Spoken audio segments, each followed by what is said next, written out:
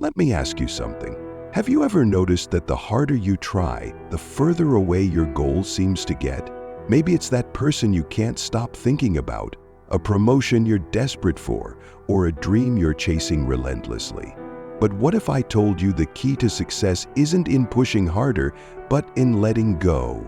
Yeah, I know it sounds backward, but the truth is, when you stop caring about the outcome, something incredible happens. Things start falling into place, people start noticing you, and success finds you.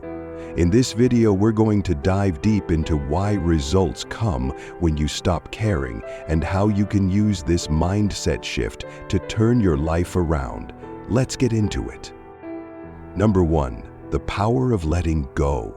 Let's start here. Letting go doesn't mean giving up.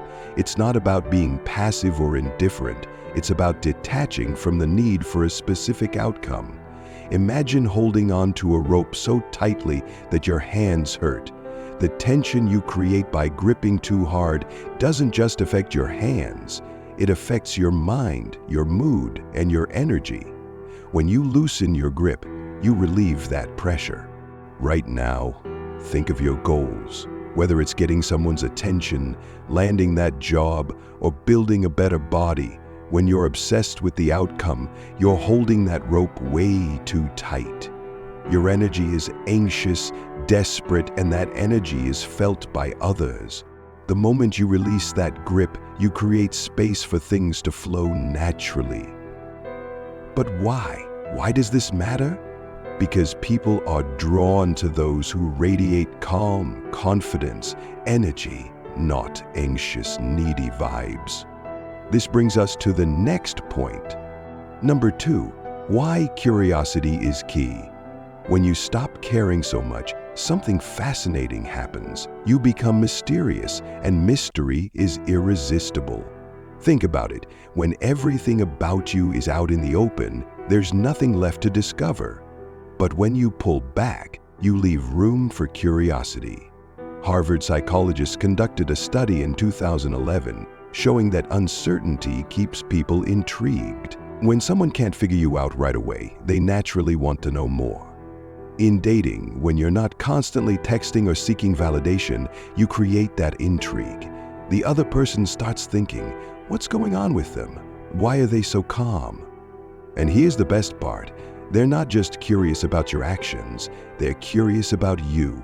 This shift in energy makes you more attractive because now they're coming to you. Number 3, the I don't care attitude. Now, let's clarify this.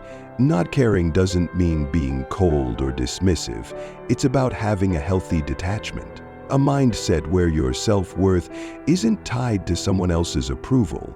When you walk into any situation with the belief that you're enough, regardless of the outcome, you exude confidence. Think about this. How often have you worried, does she like me? Now flip that question. Ask yourself, do I even like her? This subtle shift puts you in control. You're no longer seeking approval, you're evaluating whether they meet your standards. That's powerful. Sophia Loren once said, "Nothing makes a woman more beautiful than the belief that she is beautiful." That same principle applies to men. Confidence in your value makes you magnetic. It's not arrogance, it's knowing your worth.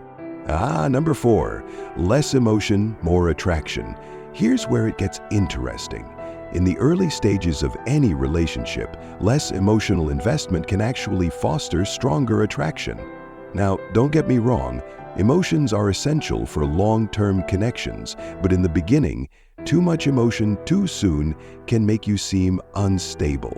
Think of it like this. If someone sees that after just a few weeks, you're already emotionally wrapped around their finger, it can signal insecurity.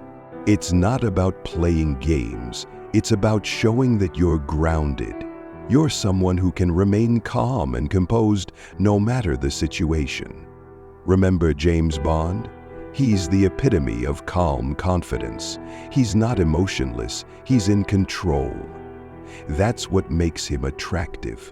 When you show restraint, it demonstrates that you're emotionally stable, and stability is incredibly attractive.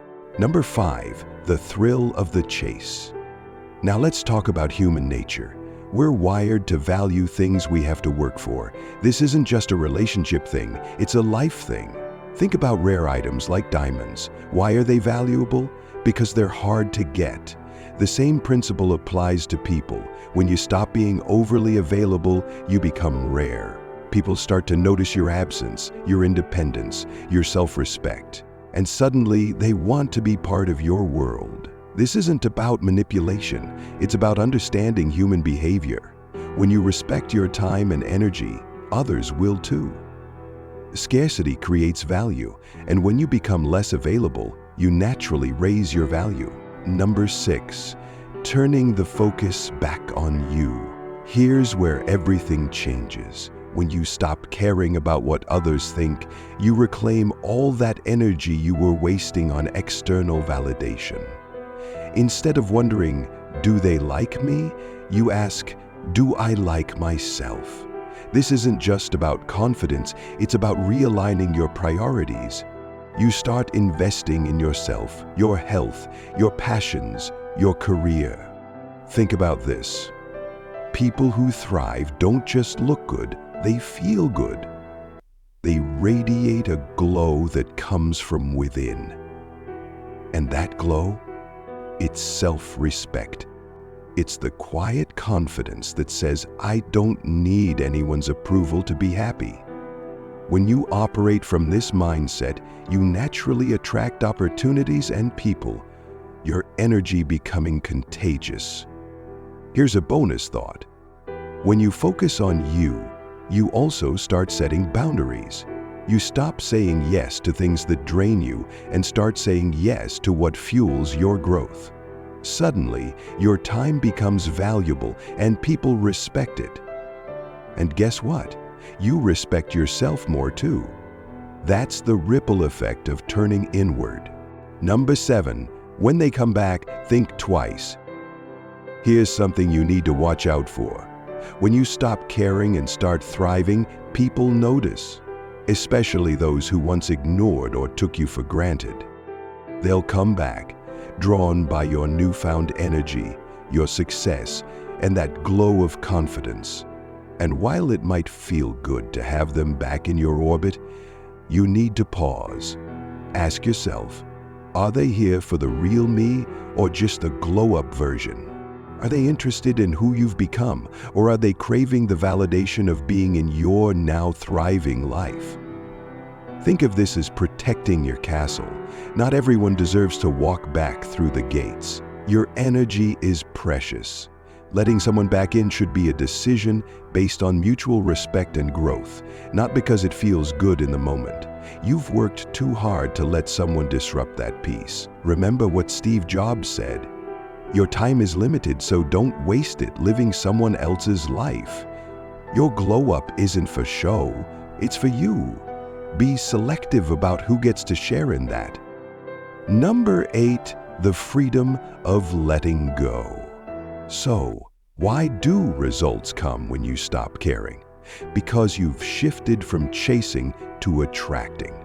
You've released that suffocating grip on the outcome and started living life on your terms. And when you do that, everything changes. People notice your confidence, not because you're shouting it from the rooftops, but because it's undeniable. Opportunities show up because your energy is focused on growth, not desperation. And the best part? You realize you were enough all along. This isn't just about getting what you want. It's about discovering the freedom of living without attachment. When you focus on becoming the best version of yourself, you stop chasing and start receiving. And that, my friend, is when life gets really interesting. So, take a deep breath, let go of what you can't control, and watch the results come to you.